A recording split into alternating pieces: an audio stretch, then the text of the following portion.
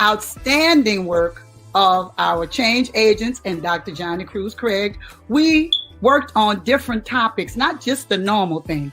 You know, we worked on culturally relevant teaching, social and emotional learning, trauma-informed classrooms, and the whole child, just to name a few.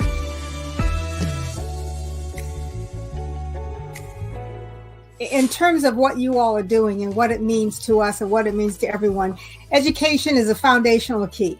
I think it was George Washington Carver that said education is the key to freedom, which is the tie and the link between education and social action.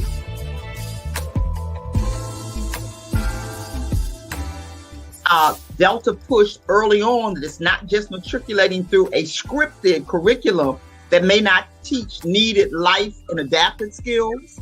We have been pushing through our gyms and other programs that you need to focus on educating the whole person so that our next generation has the basic life skills to navigate and adapt in now an even more demanding and unrelenting world environment.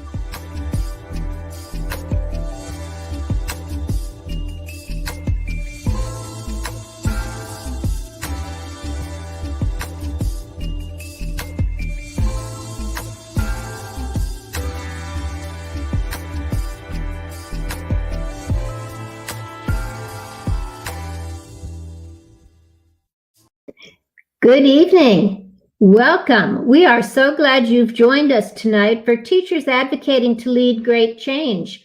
This is the Florida TAG team, and this is the second in our social justice pathway series on social emotional learning. So we're going to see who's with us tonight. Here's our whole Florida TAG team. Some of us are with us, but some could not. So let me introduce our colleagues and friends that could not make it tonight. And then our colleagues that are here with me will introduce themselves. So let me introduce Dr. Connie Goodman. She's from Orlando, Florida, University of Central Florida. Dr. Martha Lou Stewart from Orlando, University of Central Florida faculty. Dr. Mary Little, University of Central Florida, and she's from Orlando. And that's me, Suzanne Martin. I too am a professor at the University of Central Florida in Orlando. And our next friend there is Harvey. Hi, Harvey. Harvey Stripling. He's from Miami-Dade County, Florida. So how about Deirdre, you introduce yourself, and then Cammie. Good evening. I am Deidre E. Johnson from Broward County Public Schools in Fort Lauderdale, Florida. Glad to be with you. I currently serve as a master coach in our district. Glad to be here. Welcome, everyone.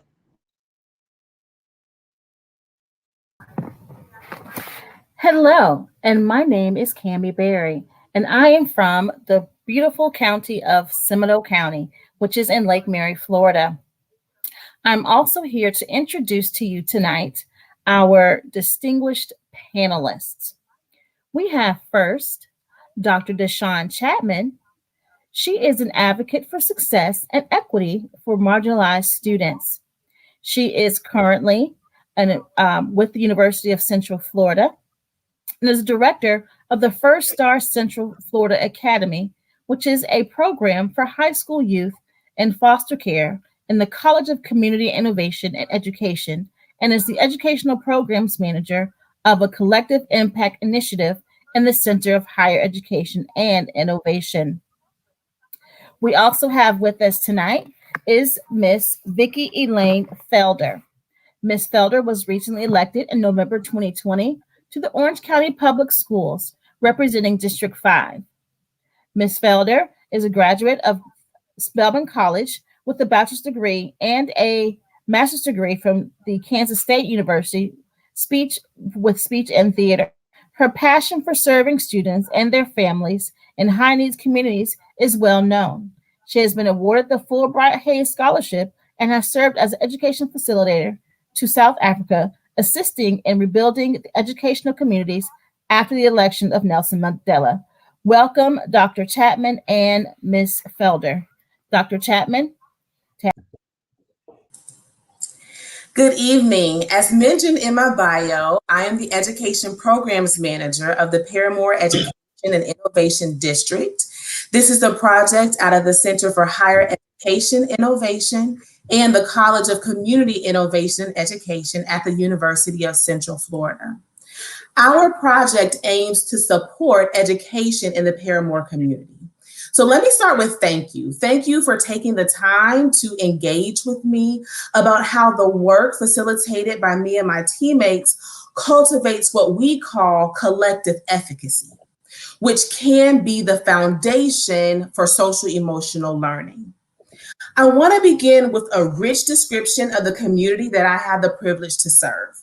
So imagine the year is 1940 and you're standing in the middle of a bustling African-American community.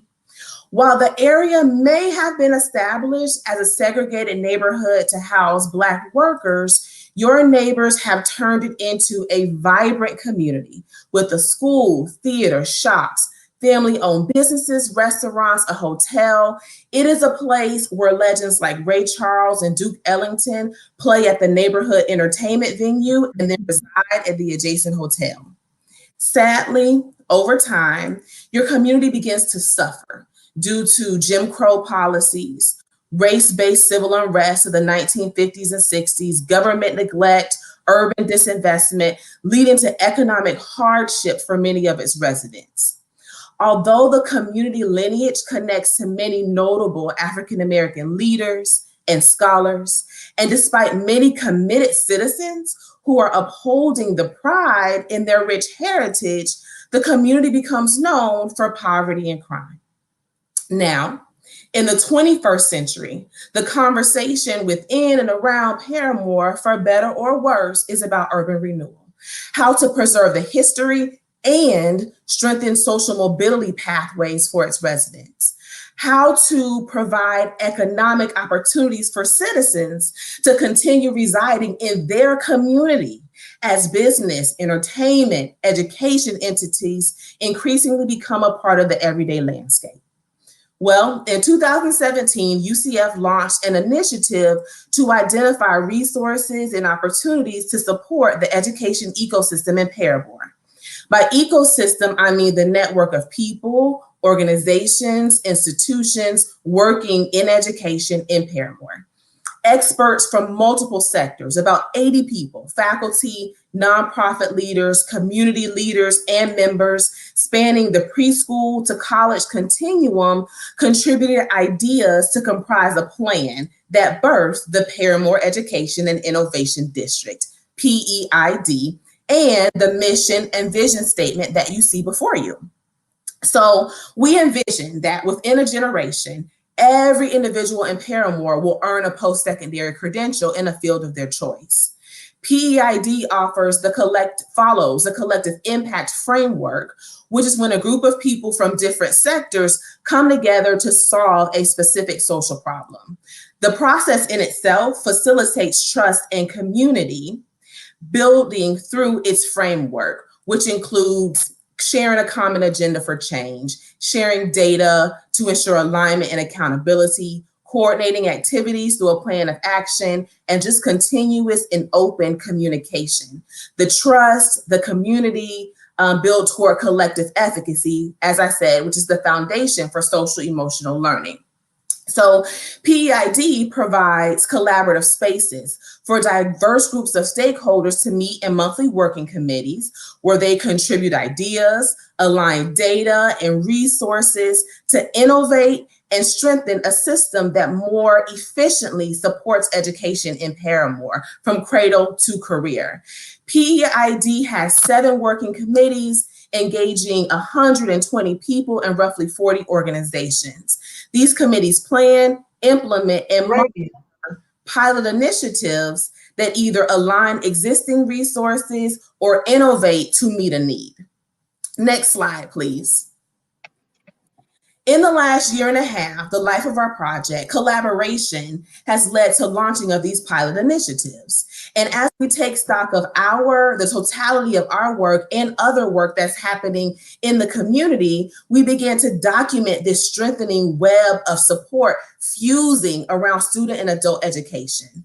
We made 4 key observations. One is that stakeholders' use of the word ecosystem increased, which is an indication that people are thinking about education across a continuum, not just within their own organization, and that the contributions of diverse partners are perceived as integral to student success. So this network is becoming visible. Partners are willing to facilitate and engage in activities that include participants across the ecosystem, considering the broad education community during activity development. The third thing is that as committees propose these pilot initiatives, they leverage partnerships across the ecosystem, even taking a multi-generational approach to the work at times. And last, we observed a stakeholder-wide desire to improve relationships, most notably between schools and families and between the schools and their partners. So these observations led us to consider the concept of collective efficacy and how it can be leveraged for systems change in education. So allow me to break down this concept.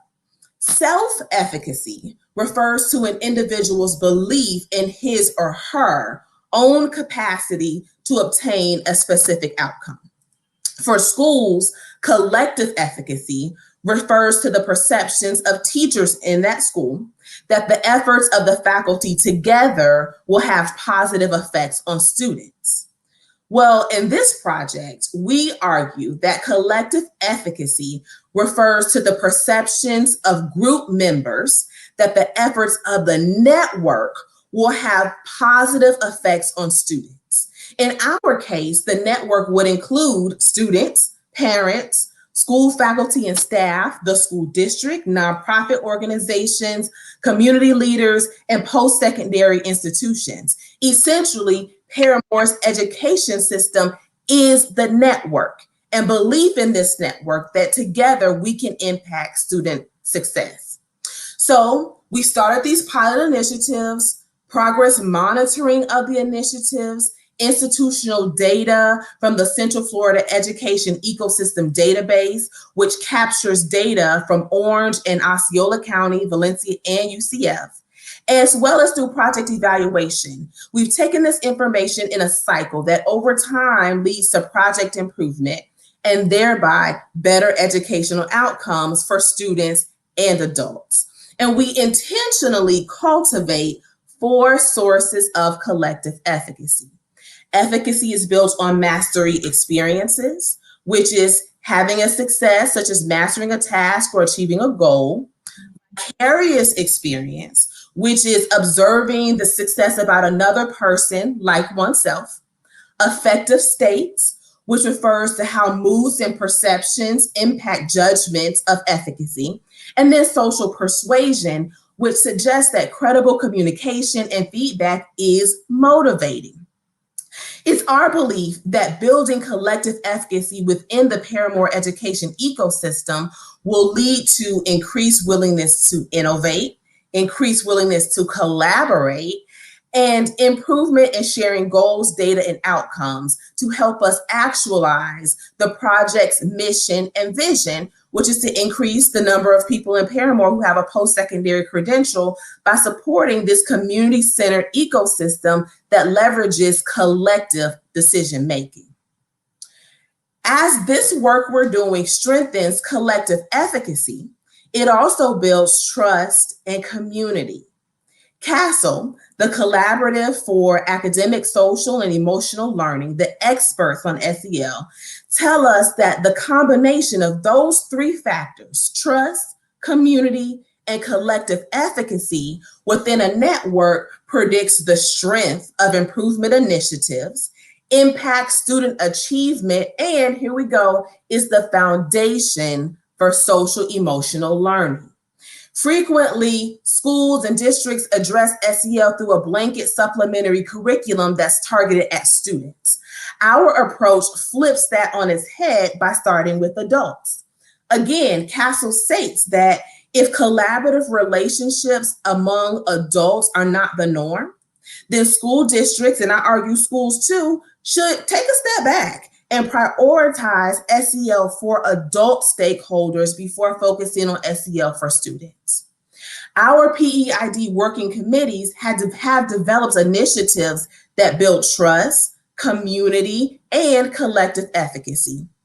For example, in a partnership with Valencia College's Peace and Justice Institute, partners spanning the preschool through 20 continuum are participating in a series of workshops together that aim to employ pedagogical tools and theoretical frameworks that create peaceful, restorative, safe, and inclusive classrooms. They explore identity, hidden bias, stereotypes, privilege, and life experiences to discover the impact that these determiners have on curriculum and student engagement. They're also creating opportunities for self-reflection through small group and individual sharing. In a different pilot study aimed at combating summer slide, we paired a teacher with an educational leader from a nonprofit agency to develop a student-driven place-based learning experience during the summer and implement it. And let me tell you, engagement soared for students and teachers. So, how can SEL be a vaccine for schools? Well, the answer, which I believe I've demonstrated, is to build mutually beneficial relationships that prioritize two-way communication among district and school teams, school leaders and their staff, school leaders and community partners, district leaders, school leaders, staff, community partners, and families. What I hope you gather from my message this evening is what those relationships can look like. So structure opportunities for meaningful collaboration and decision-making so that stakeholders truly influence relevant school decisions. Simply put, shared leadership and decision-making. Modeling SEL competence among adults and for students. Recognizing the expertise in diverse perspectives and capitalizing on that to make decisions. Being highly responsive to your partners. Valuing family input and using it to inform family partnerships. recognizing common goals, aligning frameworks and language, and sharing data so that partners see success and are then motivated to keep working. These partnerships provide a loop to reinforce social emotional learning with informal and informal education environments and support school connectedness, which will help us achieve our overall goal of student excellence. Thank you for your time. Miss Vicki Elaine Felder, TAG, you're it. Thank you. Thank you. Hello, everyone. I am Vicki Elaine Felder, District 5 School Board Member for the Orange County Public Schools. First of all, thank you. I'd like to thank you for inviting me here today to share a little about the work of our district to support the social and emotional well-being of our students and staff. I am a former Orange County Public School student. I'm a graduate of Jones High School and a 40-year teacher in the district, having taught theater and English and debate. I was elected last November to represent District 5, which encompasses part of Orlando's downtown and historically African-American neighborhoods, and also some South and West communities of Orange County. I represent 32 schools and 41,733 students. Next slide, please.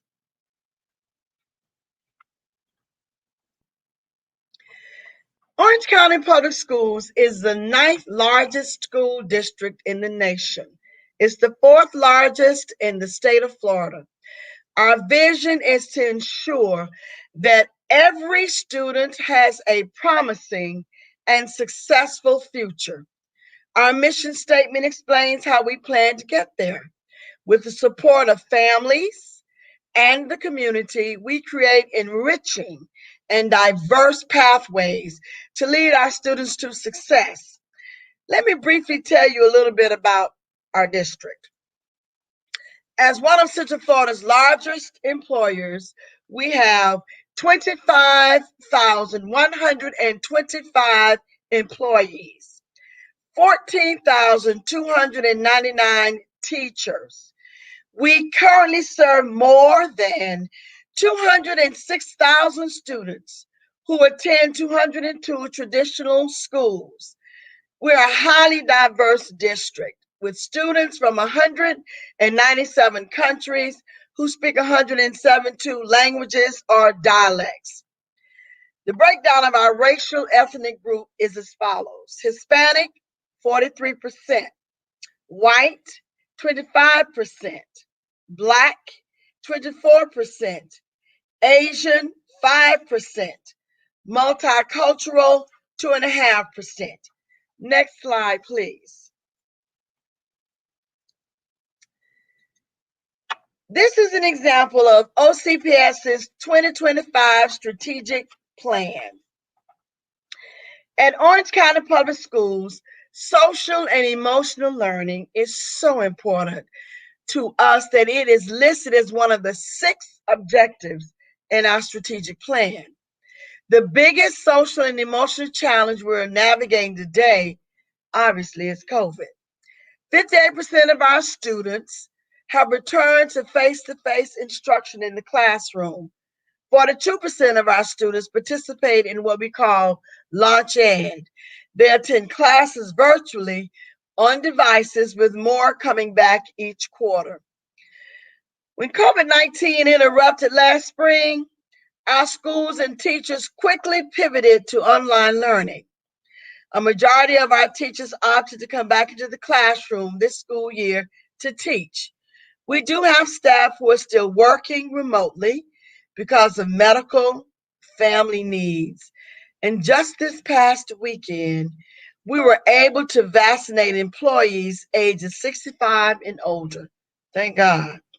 As a district, we support students and adults with essential social and emotional learning skills taken directly from CASEL core competencies. What we have done is used a structure for district-wide professional learning offered to teams of teachers and their principals that is referred to as social, and you've been hearing about it, emotional learning and leadership, or SEL. What this does, this supports our OCPS 2025 strategic plan objectives. School teams attend 2 content sessions and a showcase of learning to demonstrate the implementation and impact of the school's focus on social and emotional learning. To support the work of the SEL, there are 3 district level groups that support our structure. At the top level are vision setting groups that include the school board and executive leadership. On the middle level is a design team of content, pedagogy, and leadership experts from a variety of backgrounds to develop professional learning content. And on the bottom level are principal supervisors who monitor, support, and provide feedback on SEL leadership implementation. This school year, we're focusing on 4 essential areas to ensure we can realize our ultimate goal of social and emotional learning being culturally embedded throughout the district. And they are: develop common understanding of SEL practices, connect teaching and leadership practices to SEL, utilize tools to analyze culture and climate for SEL on the school and classroom levels, develop and implement continuous improvement plans that support SEL. Our 3-year goals for SEL leadership are: number 1, during year 1, we will connect SEL to the way teachers teach and the way leaders lead. Number 2, during year 2, we will see students extend SEL beyond the classroom and into the school environment. And thirdly, finally, in year 3, SEL will be culturally embedded throughout the school community. Next slide, please.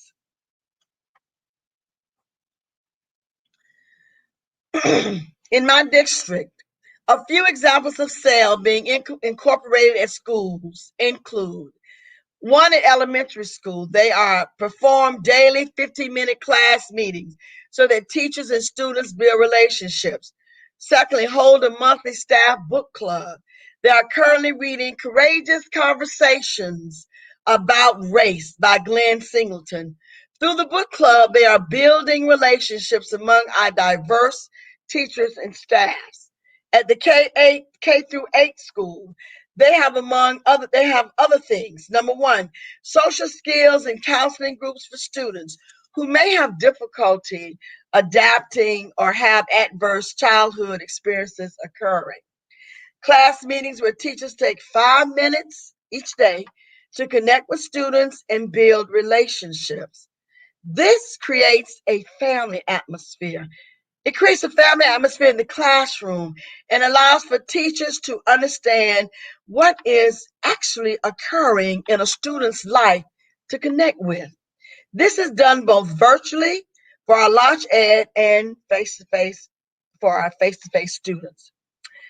A Zen room was created for teachers and staff to use throughout the day to decompress if needed. It's filled with coffee, tea, treats, a treadmill, essential oils, calming music, etc. A calm room is available for students who may need a moment to calm down. It has items in it for students to decompress. The administration team also delivers monthly treats to teachers and staff in addition to providing blood pressure checks, offering free massages, and making smoothies. At one high school, teachers perform daily check-ins with students to see how they're doing and what supports might be needed. Students who need support are directed to message a teacher through a private chat. Social workers are provided daily check-ins with students. Students are able to submit requests of support on issues that they may be dealing with. On Wellness Wednesday, tips are provided on daily habits that can be used to improve physical wellness. In closing, I know I've shared and we have shared a lot with you today. I thank you so much for the opportunity to share and to see how you are very interested in making sure that the children, not only in my district, but across the district in Orange County are doing well, but specifically for District 5. Listen, if you have any questions about Orange County Public Schools and the SAIL program, I would ask you to please feel free to contact Mary Bridges here at the district. She is Executive Director of Student Services. Here's her email, mary.bridges@ocps.net. Again, her name is Mary Bridges. Her email address is mary.bridges@ocps.net. Again, thank you for your time this evening. And Deirdre, Tag, you're it. Wow. I don't even know if I can follow such an act.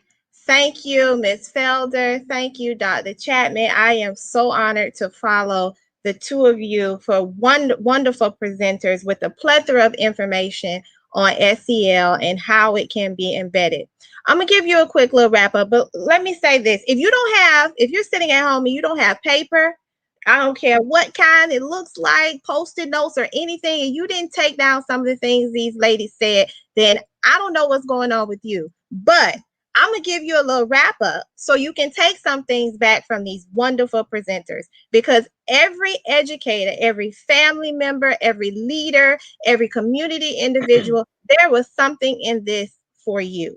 So let me go ahead and do a quick little wrap up. First of all, collective efficacy. If you didn't hear her drop the dime on collective efficacy, let me just tell you what she said. First of all, she said, a group of all varying entities that come together to solve a problem. Yeah. What does that mean? It's not self, it's a group. So it's a team that comes together with shared beliefs to reach one common goal. And we saw that when Ms. Felder got in there and said, this is what OCPS doing. We got a goal, we have a plan, and it's something that is being put into place. Dr. Chapman said, trust, a common agenda, change, open communication,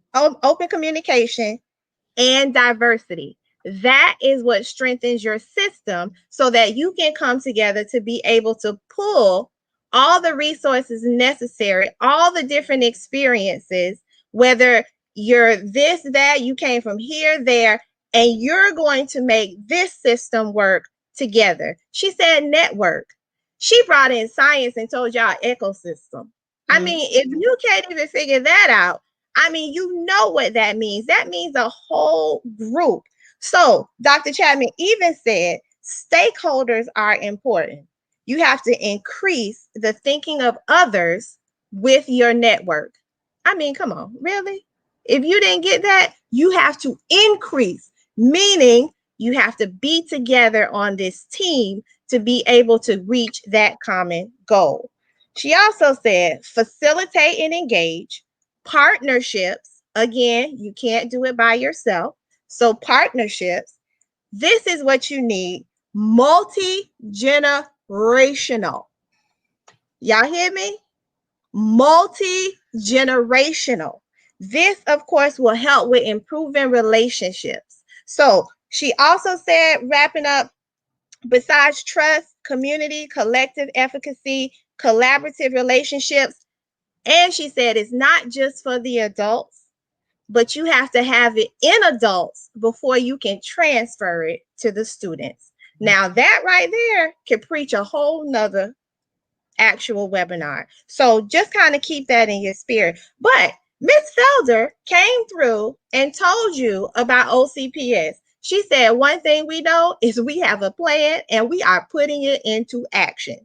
So she told you that her public school system is highly diverse. And what that means is that you have a plethora, you have a huge compass of experiences that could come together and reach that one common goal. And that is that education piece that goes back to what Dr. Chapman said about the whole district or the whole generation being able to actually reach post-secondary education. So that's highly important. She mentioned to you, Ms. Felder mentioned to you that providing training, and then of course the 3 level groups that they have. And if you didn't catch that, let me tell you, she said the school board and the executive team.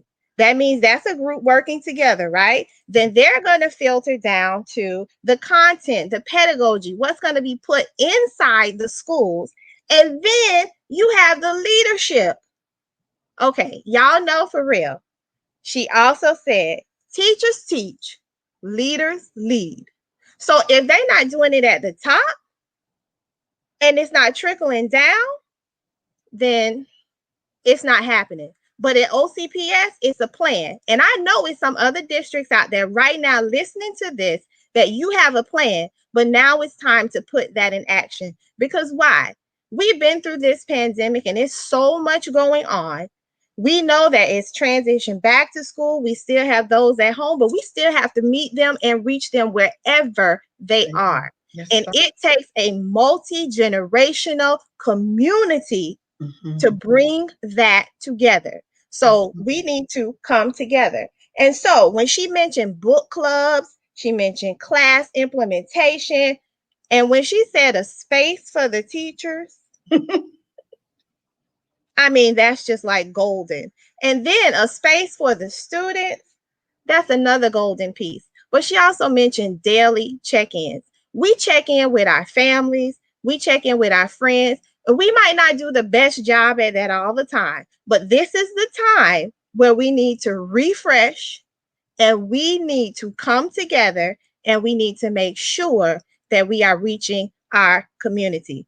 SEL is not just, yes, you have to build yourself, but then you have to be ready within yourself to be able to transfer that to someone else. So if you don't have, again, if you don't have paper now, all around your desk or wherever you're sitting, or if you wrote on the wall by mistake, they have all of that. You can get it cleaned up. But make sure you take this information that Dr. Deshawn Chapman and Ms. Vicki Elaine Felder from the school board of OCPS gave you. Take it back, implement it, and let's make this work, because education is important, and so is collective efficacy. So is diversity, and so is SEL. Thank you, Dr. Chapman. Thank you, Ms. Vicki Elaine Felder, for your value information tonight. Back to you, Dr. Martin.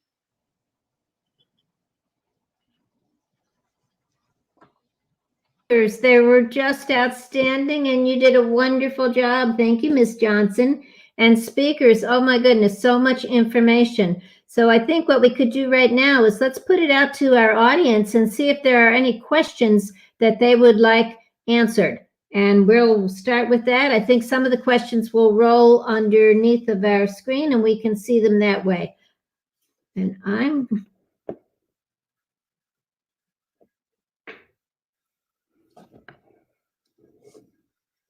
Deirdre or Cammie, I'm going to have to ask you to read the questions as they come because they're not on my screen.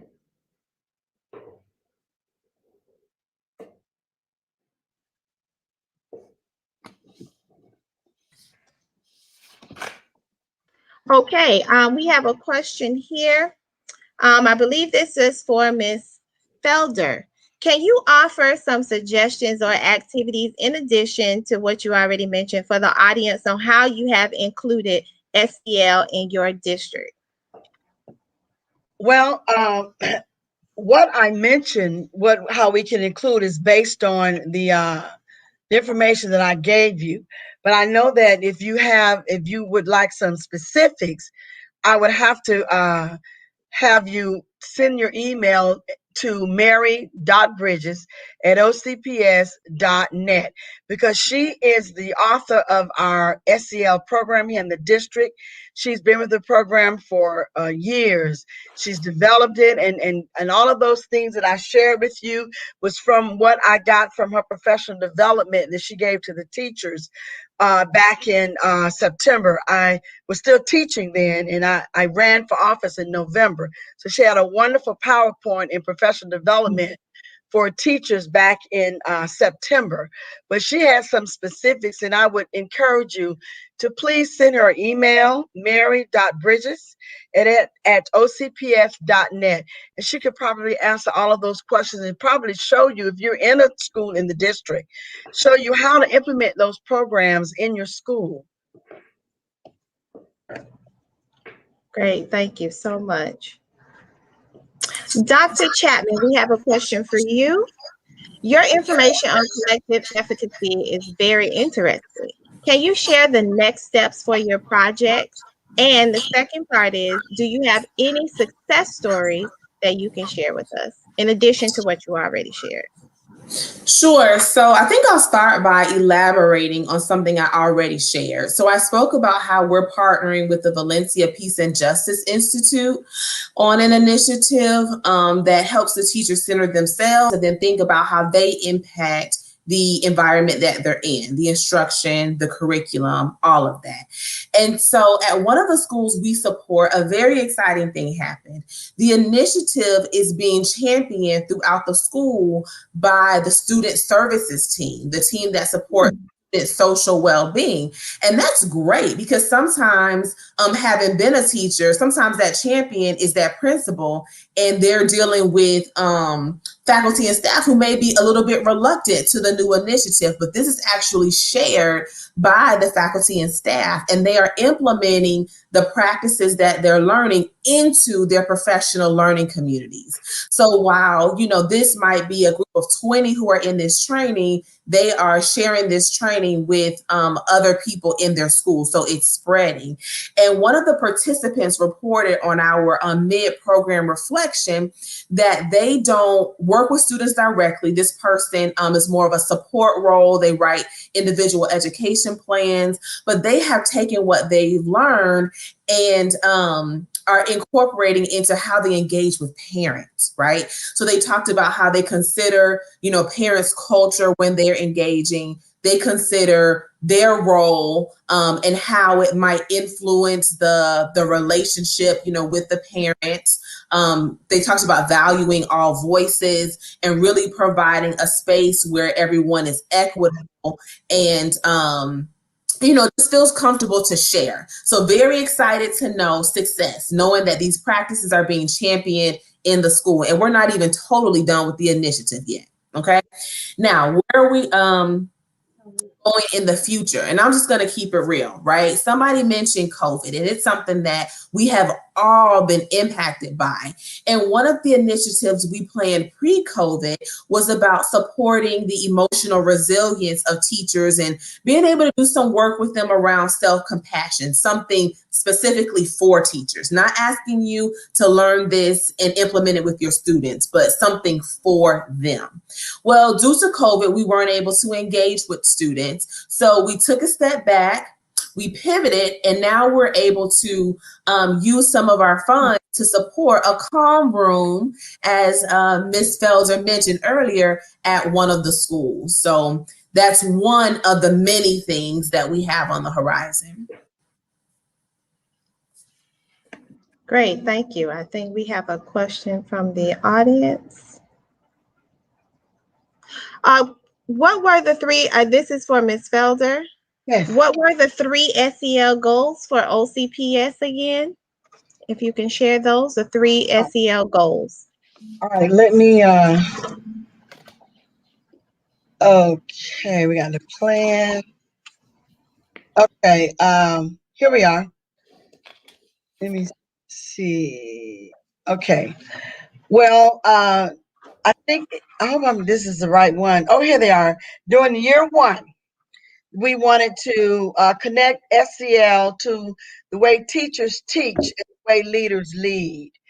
As Ms. Chapman has said, once we are clear and we understand what social emotional learning is and and how it looks in our classroom among our students, then this is going to help teachers better teach and better lead. Secondly, in the year 2, we wanted to see students extend SEL beyond the classroom into the school environment. Again, with what Dr. Chapman is doing with Paramore project in their communities. Once they've learned it in the classroom, then it should be able to move on to the community where they live. And thirdly, we would like to see in year 3 that SEL will be culturally embedded throughout the school community. It is not anything new, that people are used to it. They understand it and they're functioning with this, the understanding of SEL. I hope I answered your question. Thank you very much. I believe that was an audience question. I believe you did. Okay. I think we had another question. Did you take it? Okay, this is a question for both of you, and I believe we can start with Dr. Chapman first. Could you both share how your own thoughts, I believe, on SEL has evolved in the work that you're doing, especially? You're on mute. It has to be somebody every virtual call, right? This time it was me. So I can talk about how it's changed over the lifespan of my career in education. So I've been in education for 15 years. And when I entered the field in early 2000s, I noticed that a lot of it was done through character development. Right. Or as, as I mentioned during the presentation, supplementary curriculum. But what I see educators shifting to now is looking about how can they use conscious discipline or restorative discipline to embed SEL into the way that they manage their classrooms. And I think where we're moving to is teachers learning how to embed it into their curriculum. So how can you pull out SEL when you're doing a novel study, right? How can you talk about SEL as students are learning to be more aware of themselves as they collaborate together? So what I'm seeing is an infusion of SEL into pedagogy, which is a natural way to learn instead of having it separate as just an add-on into the class. And I'm very excited to see that evolution.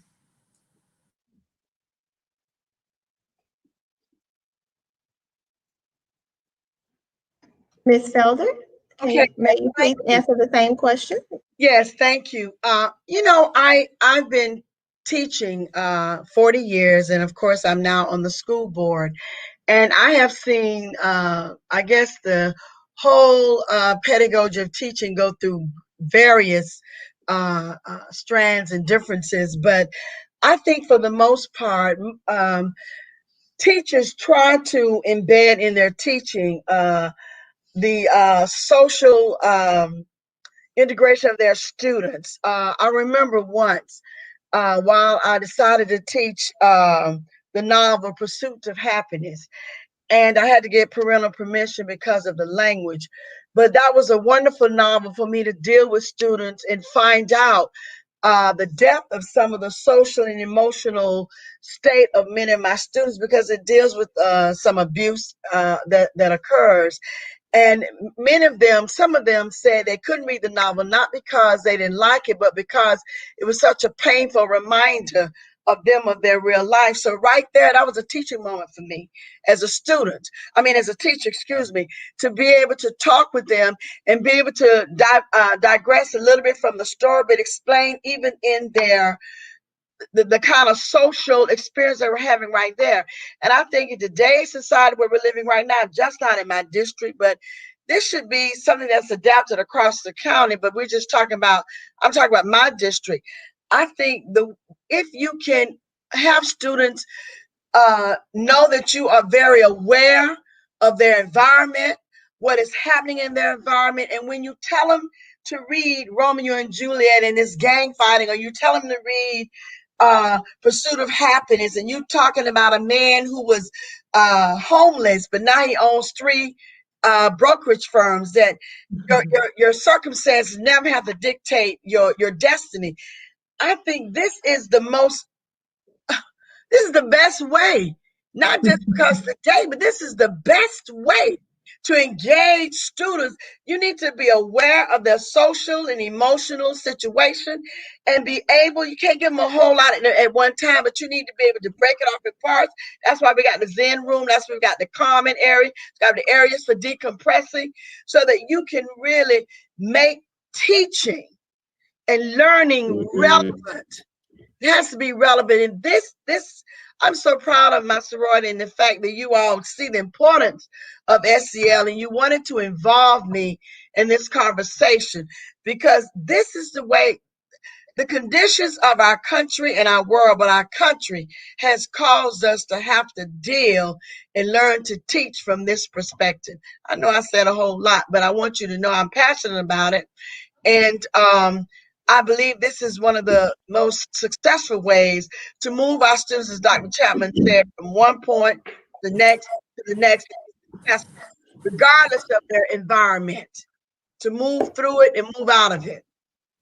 Can I just add on? I think what Ms. Felder alluded to is the opportunity to teach these things to students.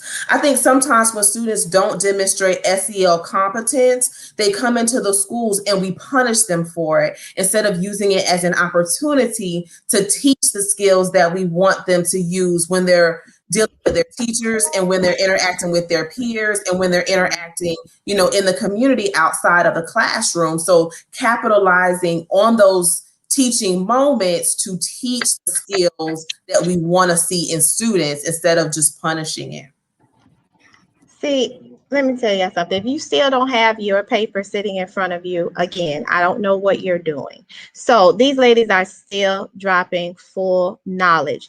This time I just heard opportunity, and we have to seize that opportunity. So we have, I think, 2 more questions for you, and then we're going to wrap up. We had another question, I believe. Maybe she should ask. Oh, she's not in the room. I think the question is, what are some of the steps establishing a partnership with a university? So maybe that is for Dr. Chapman. It could be for both of you. What are some of the steps establishing a partnership with a university? You want me to go first? Sure. Okay. Well, I'm going first because I'm so proud of what UCF is doing with OCPS. They've had a partnership with UCF for a while with teacher efficacy, and the school that I just left. We have a teacher academy. We're very much connected with UCF, and I think with a major university at our helm, and all of these wonderful opportunities for our children to expand knowledge, for their parents and their communities to see them move out of a situation to something better. I think that when you invite professors like we have done, when you allow them to engage with our teachers within our district, and you have programs perhaps set up that teachers can take some courses, or at least have some type of relationship with professors in the educational area of UCF, and invite them into the schools so they can see what we're doing to always maintain relationship. I think that when you let them know what you're doing, when you communicate and they communicate with you, you can develop partnerships. We have excellent partnership with UCF, and it's growing at a steaming rate. So I'm very proud of that. But I think when you ask questions, when you invite them and you go there and you invite them to come in and see what you're doing, and they're going to come in and they're going to offer their expertise, and then you can share with them how this needs to be done, and then we can get something done. To add on to that, I think, I mentioned earlier about making sure that relationships are mutually beneficial. I think that that's definitely something to consider when establishing a partnership with the university. Sometimes on the teacher end, we may not fully know all that the university has to offer and how the university works. And there's so much there, needs in the programs. There might be interns, there might be, mentors, there might be grants that faculty have as a way to support instruction that happens in the classroom. So I think the first step to establishing a partnership is being a student of that university, using what connections you have to learn what the university has to offer. Great. Thank you so much, ladies. Dr. We Martin? just got out of time. I'm just sitting here spellbound by these responses. The questions are fabulous. Thank you, audience. Thank you, speakers, so much. This has absolutely been an incredible evening. I appreciate it so much that you came and spoke to us. And just let me put a little plug in here for the work that the Florida TAG team is doing. The next two 2021 workshops that we will produce will be one on February 24th, the home and community, where is the village? We've first looked at individuals in November. Tonight, we've looked at the schools, and now we're going to look at the home and community.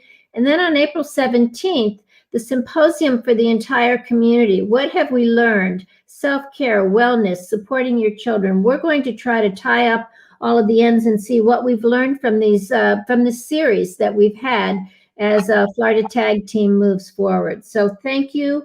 This was so memorable. I am going to move and ask you to please make sure you complete the SurveyMonkey link that is on our slide right now. Take some time, do that, and tell us what you think. We can only get better with your feedback and your help. And thank you. Thank you. I'm going to leave that up there for a minute and then just tell you how to connect with us as a team.